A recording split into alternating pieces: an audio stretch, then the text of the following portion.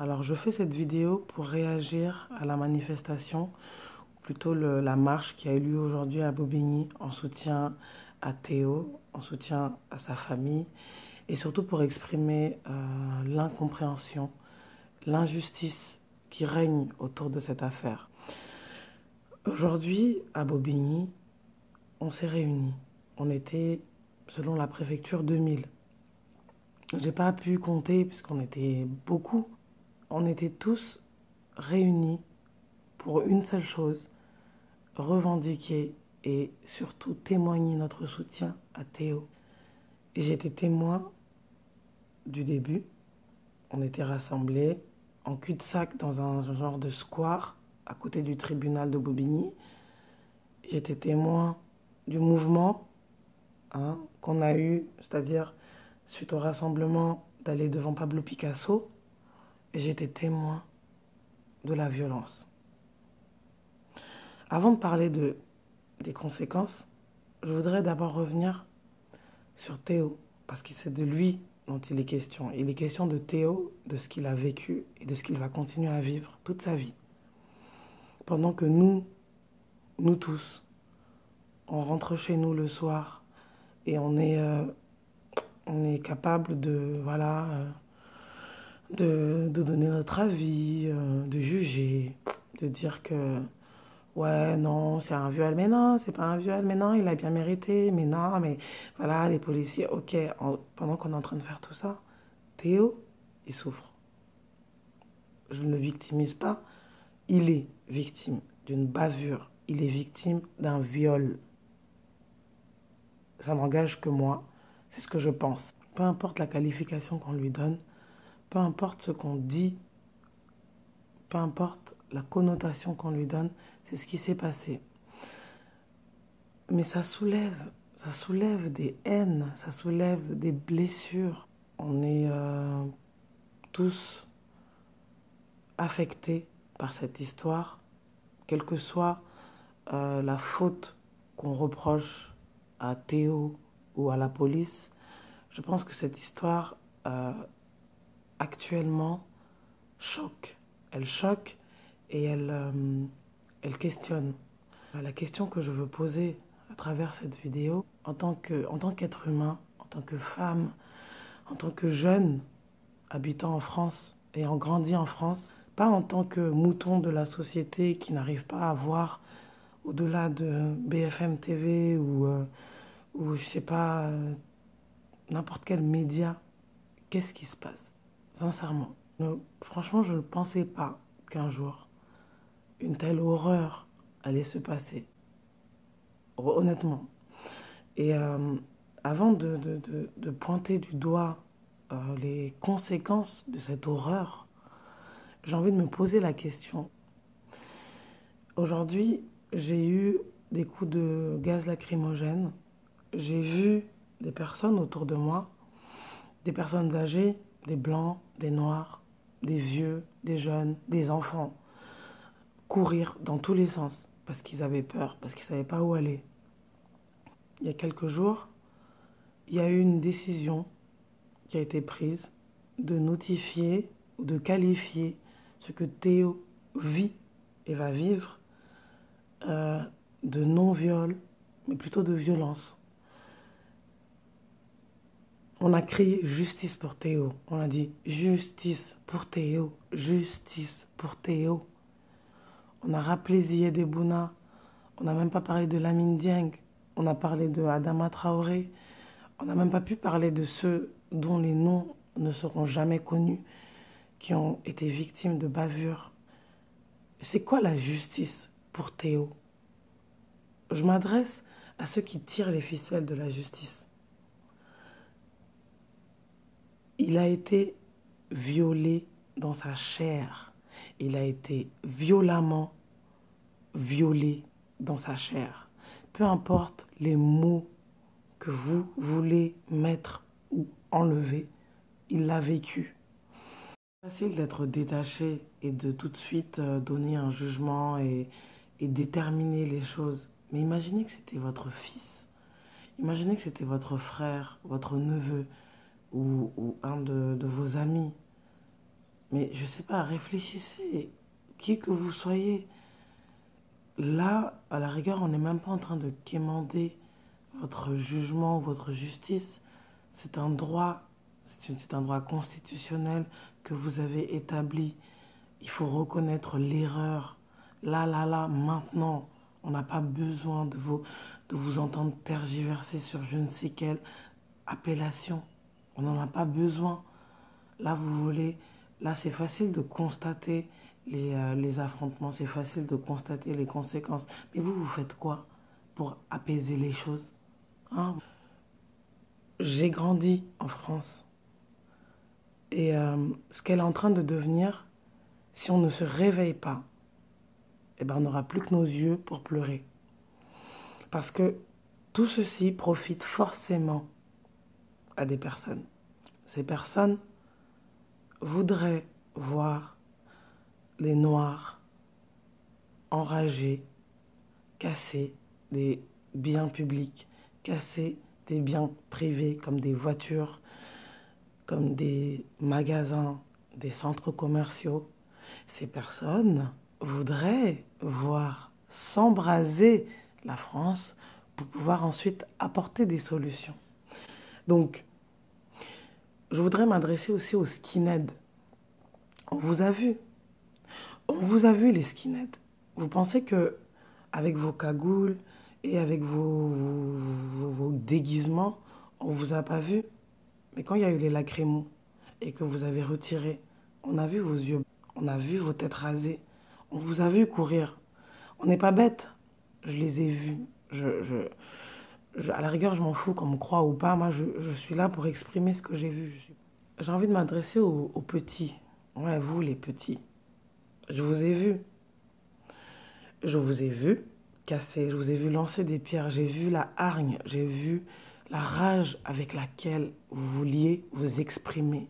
Mais vous n'avez rien compris. Vous n'avez rien, absolument rien compris. Si vous voulez être en paix, si vous voulez être respecté, si vous voulez continuer à vivre et voir ceux que vous aimez en paix, la voie que vous êtes en train d'emprunter, c'est la pire. Il n'y a aucune excuse pour vous lever un samedi, prendre des cailloux et les jeter sur des... Vous avez jeté des cailloux sur moi. Moi, je ne suis pas policier. Moi, je n'ai pas de lacrymo. Moi, je ne vous ai rien fait. Vous êtes des idiots. Fini. Alors, honnêtement, je sais même pas.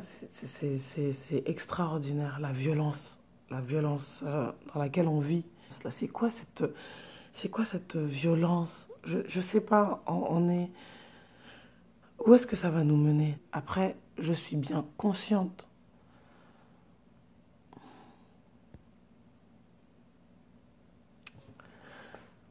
J'en ai marre en fait. Honnêtement, j'en ai marre de voir ça. C'est-à-dire que c'est comme si on était dans une situation bloquée. Aujourd'hui, à Bobigny, ça a dérapé. Ça s'est super mal passé.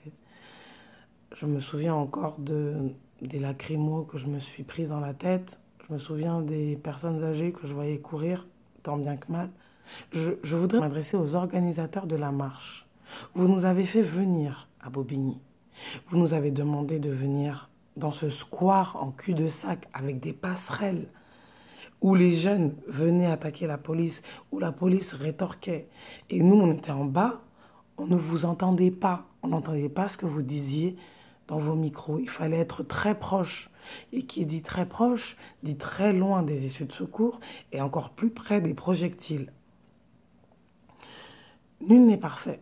Et je pense que c'est une initiative louable qui a été faite. La responsabilité qu'on donne aux forces de l'ordre, c'est de protéger la population. C'est de se mettre un cran au-dessus quand on parle de résoudre des conflits. C'est pas d'en créer. Et là, on est là vous êtes en train de nous faire de la masturbation psychologique et intellectuelle avec vos arguments juste pour gagner du temps ou avoir raison, ne pas avoir tort. Mais vous avez tort. Je suis désolée, vous avez causé un dommage. On est dans un pays où maintenant nos dirigeants nous mentent en pleine face. On est dans un pays où nos dirigeants font des emplois fictifs.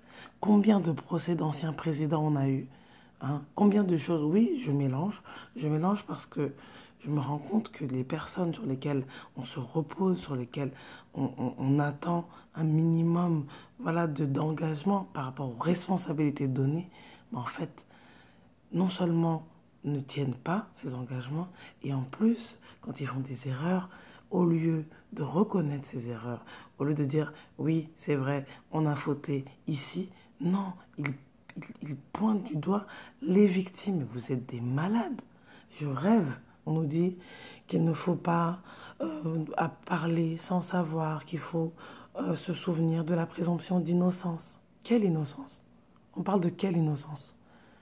La déchirure que Théo porte sur son corps, la douleur, la souffrance, il la vit. Le seul fautif, c'est celui qui a inséré la matraque dans le corps de Théo. Le seul fautif, c'est celui qui l'a traité de bamboula. Le seul fautif, c'est celui qui n'a pas pu respecter la responsabilité qui lui était confiée. Donc, la réparation de cela, aujourd'hui, c'est de dire qu'il ne faut pas qualifier cela de viol. Enfin, ok, bref, faites ce que vous voulez. De toute façon, c'est vous qui régissez. C'est vous qui nommez. C'est vous qui identifiez. Mais qu'est-ce qu'on fait? Sincèrement, qu'est-ce qu'on fait? J'ai pu filmer quelques passages où j'ai vu cette violence. Mais est-ce qu'on peut se mettre au-dessus? Est-ce qu'on peut... Je sais pas, si un chien vous mord, vous allez le mordre? Hein? Si un fou arrive vers vous, vous allez vous transformer en fou? Ou vous allez vous dire, cette personne a un problème? Ou vous allez vous demander pourquoi cette personne a un problème? Aujourd'hui, quand je courais sur les passerelles devant le centre commercial, juste au moment où le McDo a été cassé, puisque j'étais là au moment où ça a été cassé, je suis passée devant la fenêtre de certains habitants de Bobigny qui avaient peur alors qu'ils étaient chez eux. Mais vous, en fait, vous voulez réclamer la justice. Je sais qu'au fond, si vous avez cassé, si vous avez fait tout ça, c'est parce que vous vouliez exprimer quelque chose. Mais je vous le dis, droit dans les yeux, vous n'avez rien compris. C'est pas en cassant, c'est pas en terrorisant les habitants de vos quartiers. Parce que les gens que vous voulez faire réagir, ils n'habitent pas à Bobigny. D'accord? Et si vous n'arrivez pas à vous faire entendre, vous allez continuer à subir les mêmes traitements. Vous allez continuer à mourir, comme Ziad Ebouna. Vous allez continuer à mourir, comme Adama Traoré.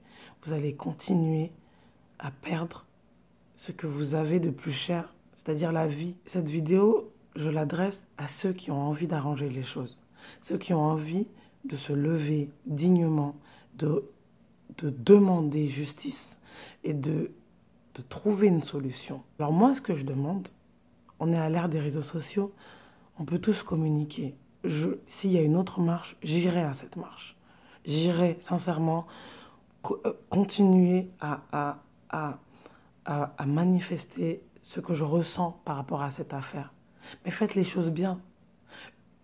On peut se mobiliser, on peut faire des réunions d'abord pour organiser ces marches et pour avoir les autorisations nécessaires et pour faire en sorte qu'il n'y ait pas autant de casses, même si on ne peut pas empêcher les casses, on peut limiter, on peut prévoir des endroits où les jeunes là qui cassaient et les skinheads et tous ceux qui étaient là qui cassaient ne vont pas pouvoir faire ça.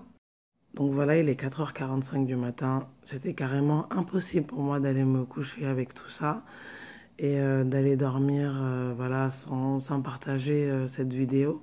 Je pense qu'on est tous concernés. En tout cas, pour ceux que ça concerne. Parce qu'après, les autres, juste, à la rigueur, regardez pas les vidéos, quoi. Mais sinon, pour ceux que ça concerne, il est temps pour nous d'agir intelligemment et d'avoir des résultats productifs Et on n'est pas des bamboulas, on n'est pas des bamboulas, peu importe ce qu'ils nous disent, on n'est pas des bamboulas, d'accord? Et du coup, bah, j'en appelle aux artistes, j'en appelle aux humoristes, j'en appelle aux chanteurs, aux rappeurs, aux trappeurs, aux trapézistes. Euh, on peut, on peut parler à nos jeunes, on peut leur dire, on peut leur expliquer.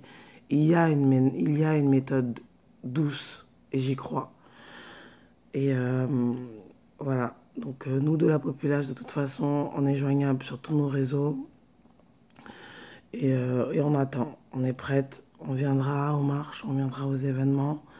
Et véritablement, Théo, c'est pour toi avant tout.